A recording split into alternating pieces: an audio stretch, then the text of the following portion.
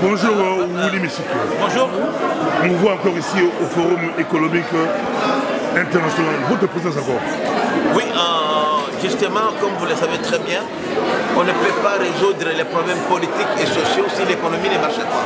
C'est pourquoi nous accompagnons ce projet Clé d'Assir qui entre dans la vision du chef de l'État congolais, qui consiste à pouvoir donner l'opportunité à l'entrepreneuriat et en particulier promouvoir l'entrepreneuriat africain et congolais. Parce que Clé d'Assir peut apporter de grands changements au niveau du pays. Dans quel domaine, quel secteur? D'abord, aujourd'hui, vous savez que la population congolaise est composée de plus de 65% de jeunes. Or, ces jeunes-là, qui ont des talents, mais qui n'ont pas la formation. Or, sans formation et sans l'information, on ne peut pas avancer l'autre. Clé d'Assir apporte ces solutions. Comment aider les jeunes entrepreneurs à pouvoir émerger? Lorsque les gens crient jour et nuit qu'il y a le chômage, qu'il n'y a pas d'emploi, ce n'est pas l'État qui crée les emplois. On est ici en Belgique, on est en Europe. La majorité d'emplois sont créés par le secteur privé.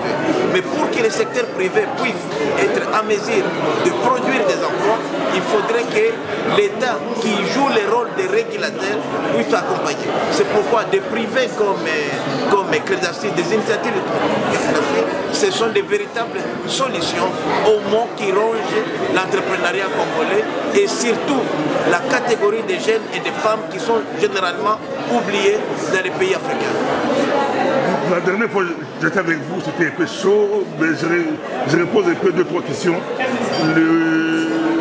Le match ping-pong Emmanuel Macron, tu sais qui dit votre version? Non, il faut dire que Macron, d'abord, il est venu. On sait déjà les liens qu'il est lié au Rwanda. On sait la position de Macron depuis longtemps, mais il a voulu, en d'autres termes, se repentir. Et j'ai félicité le président Tshisekedi qui n'a pas voulu être humilié vis-à-vis de son peuple. Il a répondu Macron, il a mis Macron à sa place. Vous savez qu'ils sont tous chefs d'État devant les Nations Unies, tous représentent des pays.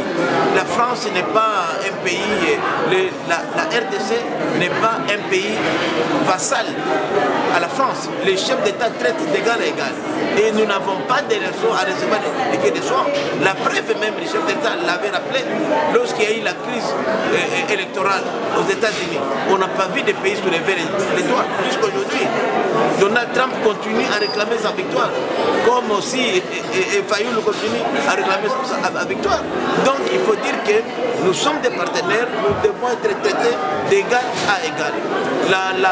L'époque de la France avec l'Afrique et comme des enfants qu'on traînerait dans la boue, cette époque est révolue. Nous devons traiter des partenaires à partenaires. Mais comme Macron dit que c'est depuis 1994-94 que vous n'arrivez pas à réformer l'armée, à sécuriser votre pays, vous n'arrivez même pas, l'administration du pays est chaos. Vous répondez quoi depuis? Mais justement, pourquoi il a dit depuis 1994? C'est depuis 1992 que tout a commencé à basculer dans la partie orientale. Lorsque nous avons été élégants et solidaires avec les réfugiés rwandais. C'est la communauté internationale qui nous a demandé de recevoir les réfugiés rwandais qui sont venus.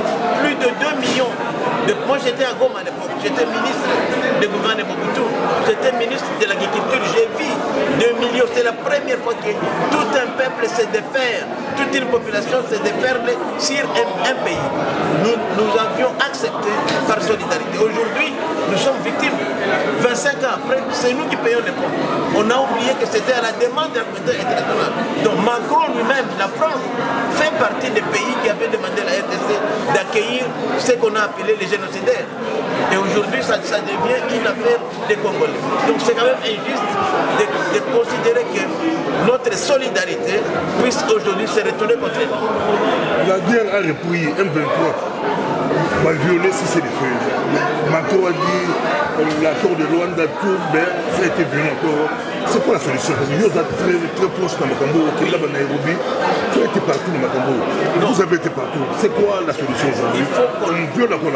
Non, le problème aujourd'hui, c'est d'abord l'hypocrisie de la communauté internationale qui souffle les chauds et les froids.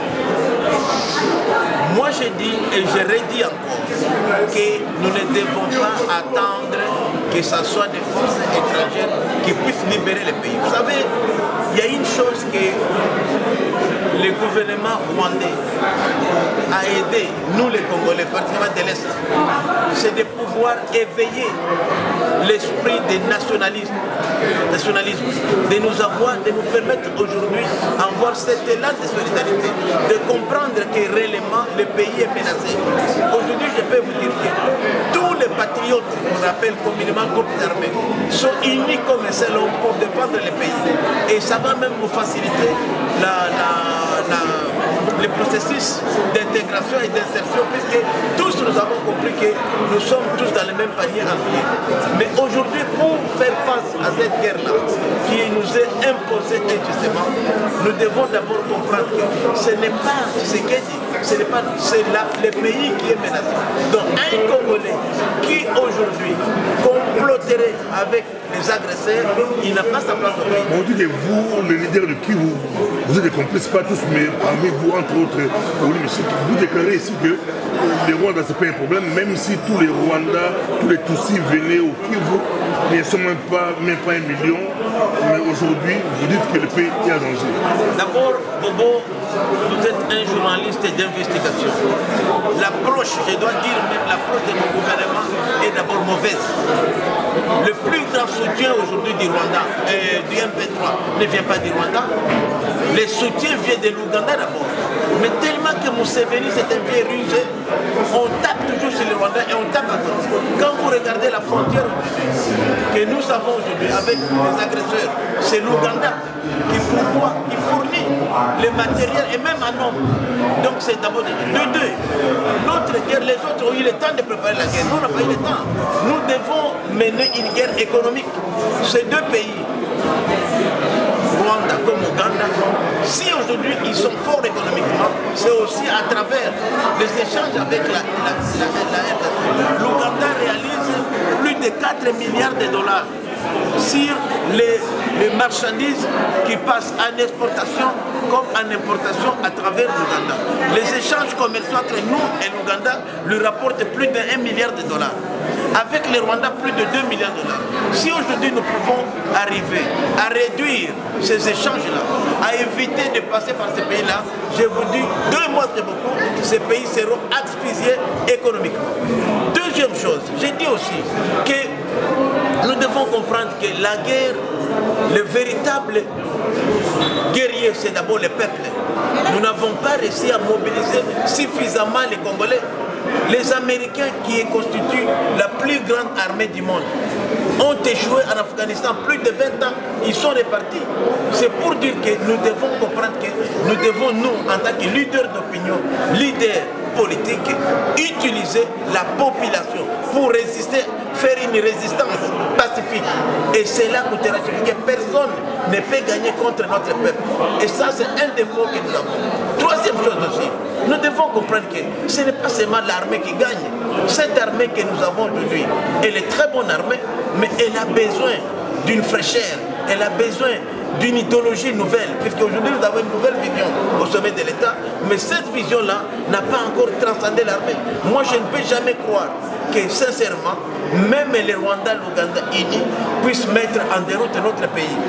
Tout ce que nous avons d'abord besoin, c'est d'abord l'implication des Congolais.